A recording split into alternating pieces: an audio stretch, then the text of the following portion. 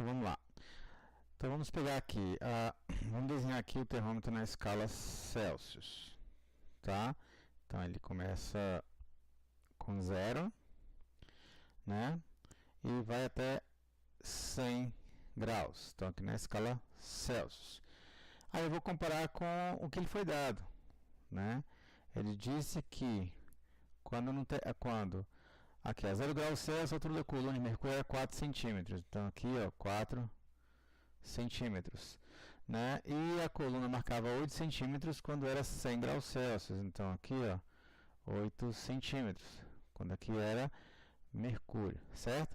Qual é a altura da coluna de mercúrio quando a temperatura for 40 graus Celsius? Então, ó, eu vou pegar aqui, ó, tá? Então a altura vai ter aqui, eu vou chamar de X, e aqui eu vou chamar de 40.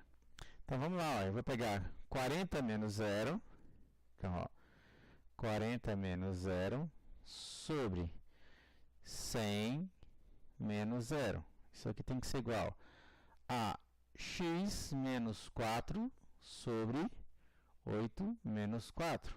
Então aqui vai ficar, ó, 40 sobre 100. Opa, tem um probleminha aqui. Olha lá, 40 sobre 100 é igual a x menos 4 sobre 4. Posso dividir aqui por 10, ó. Posso dividir aqui por 2, aqui vai ficar 2. Posso dividir por 2, aqui vai ficar 5. Então eu vou ter, ó, 2 sobre 5, que é igual a x menos 4 sobre 4. Multiplica cruzado, então eu vou ter 5 que multiplica x menos 4, que é igual a 2 vezes 4, 8. Então isso aqui vai me dar, ó, 5x menos 20, que é igual a 8. Então eu vou ter, ó, 5x é igual a 8 mais 20, não é isso? Então eu vou ter, ó, 5x é igual a 28. Então x é igual a 28 dividido por 5. Isso aqui vai dar, né? Fazendo a conta na calculadora, eu vou ter 28 dividido por 5. Isso dá 5,6. Então isso aqui, ó, 5,6 centímetros. Mas ele falava, multiplique sua resposta por 10. Então a resposta vai ser 0,56, que é o que deveria ser marcado no gabarito. Ok? Então vamos lá. Você tem um bloco, né, de ferro que se encontra a temperatura inicial. Então a temperatura inicial, vou chamar de θ 0, igual a 20 graus Celsius. A massa desse bloco de ferro é 600 gramas. O calor específico do ferro, Czinho, é 0,114 calorias por gramas por grau Celsius. Qual é a quantidade de calor que o bloco deve ceder para que sua temperatura varie? Então a temperatura final, ó, tá? Final vai ser menos 5 graus Celsius. Ele quer saber a quantidade de calor envolvida nesse processo. Então aqui no caso só vai haver variação de temperatura. Então a quantidade de calor vai ser mc delta θ. Então a massa, ó, 600 gramas vezes o calor específico, que é 0,114, vezes a temperatura final, que é menos 5, menos a temperatura inicial, que é 20 graus. Então agora é resolver essa conta aqui, ó. 600 vezes 0,114, você tem 600 vezes 0,114. Isso aí dá 68,4. Então isso aqui dá 68,4, que multiplica menos 5 menos 20, menos 25. Então agora, 68,4 vezes menos 25, tá? Isso aqui dá menos 1710, né? Como ele disse, para desprezar o sinal e dividir o resultado por 10, então a resposta vai ser 171. Pronto. Essa é a resposta que deveria ser marcada no gabarito. Ok? Agora, nós temos a seguinte situação aqui, ó. Nós temos a xícara, né, que tem 50 gramas, está a 34 graus Celsius, e aí nós vamos colocar nela água, né, H2O, vamos colocar 250 gramas a 100 graus Celsius, a fim de obtermos o que? A xícara com água a uma certa temperatura, né? Que é a temperatura de 94 graus Celsius. Então, olha só, admitindo que você vai trocar calor, a xícara e a água, ele quer saber o calor específico da xícara. Então, a xícara não vai mudar de estado físico, nem tampouco a água. A água que está a temperatura mais elevada, ela vai esfriar, enquanto que a xícara vai aquecer.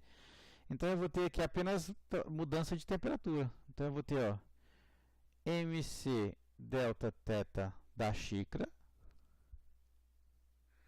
mais MC delta θ da água. No equilíbrio, tem que ser zero. Então, olha só, a massa da xícara é 50.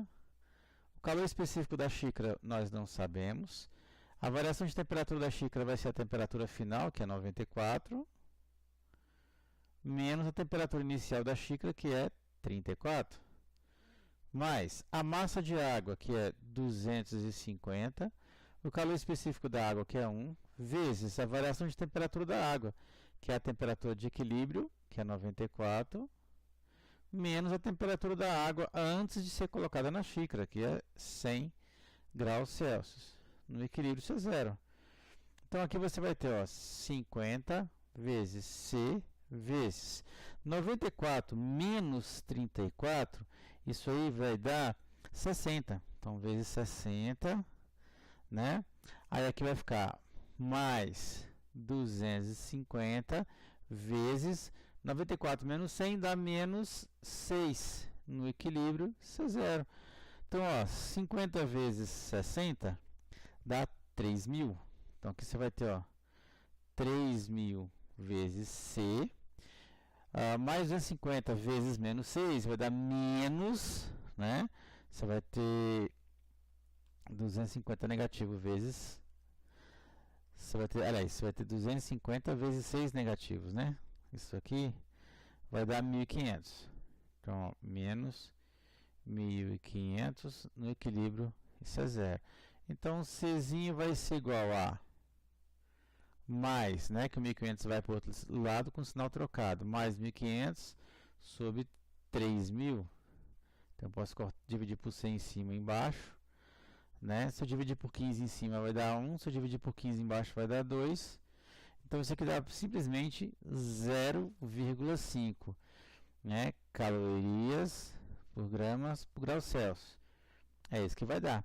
Então, lá no exercício, eu não lembro bem a letra da resposta, porque depende da prova. Mas a resposta seria 0,5. Aí, como cada turma é diferente, eu não sei qual é a letra de qual aqui, tá, ok? Mas a resposta seria isso.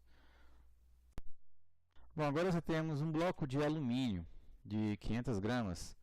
Está a 80 graus Celsius. Qual a massa em gramas de gelo a 0 graus que é preciso colocar em contato com o alumínio para se obter um sistema alumínio-água a 0 graus? Então é o seguinte, ó, nós temos aqui um bloco de alumínio, né? E eu vou colocar aqui um bloquinho, alguma quantidade aqui de gelo. Então vou botar aqui, ó, gelo. Então o alumínio está em, nós temos 500 gramas a 80 graus Celsius. E eu vou misturar gelo a 0 graus Celsius. E eu não sei essa massa de gelo aqui, eu vou chamar de M. No final do processo eu vou ter o alumínio, né? Quer dizer, o alumínio e o gelo, né? A água, aliás, né? Tudo isso a 0 graus Celsius. Observa que o alumínio está a temperatura mais elevada do que o gelo. Então o alumínio vai perder calor para o gelo. Como o gelo já está a 0 graus, ele vai derreter.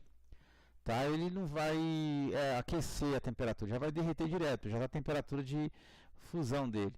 Tá? Então aqui no alumínio eu vou ter o calor sensível, eu vou ter MC delta θ, porque o alumínio vai apenas esfriar, né? E eu vou ter calor latente de fusão do gelo, mL. No equilíbrio isso é zero. Então a massa de alumínio, ó, 500 gramas. Opa, nem precisava ter colocado esse grama aqui. Vamos tirar isso aqui daqui para não ficar carregando as duas coisas ao mesmo tempo. Tá? Então eu vou ter 500 vezes. O calor específico do alumínio é 0,21. Foi dado. A variação de temperatura que o alumínio vai sofrer vai ser 0, que é a temperatura de equilíbrio, menos a temperatura que o alumínio estava antes de ser colocado o gelo nele, que é 80. Mais a massa de gelo, que eu não sei qual é, vezes o calor latente de fusão do gelo, que é 80. Tudo isso no equilíbrio é zero. Então eu vou ter aqui, ó, fazendo essa conta aqui agora, eu vou ter 500 vezes 0,21, que dá 105, né? Então eu vou ter aqui, ó, 105 vezes menos 80 mais 80m, tudo isso é zero. 105 vezes menos 80, isso aqui vai dar menos 8.400, que é igual. Bom, esse 80m aqui, ó, se eu quiser passar para o outro lado, vai ficar menos 80m. Aí eu multiplico por menos 1, né? Então vai ficar tudo positivo. Então eu vou ter, ó, 80m, que é igual a 8.400, né? Agora eu vou fazer o seguinte, ó. Eu vou ficar com M é igual a 8.400 dividido por 80. Então posso dividir isso aqui. Então vou ter 840 dividido por 8. Isso aqui me dá 105 gramas, né? Então a massa era de 105 gramas. Essa é a resposta.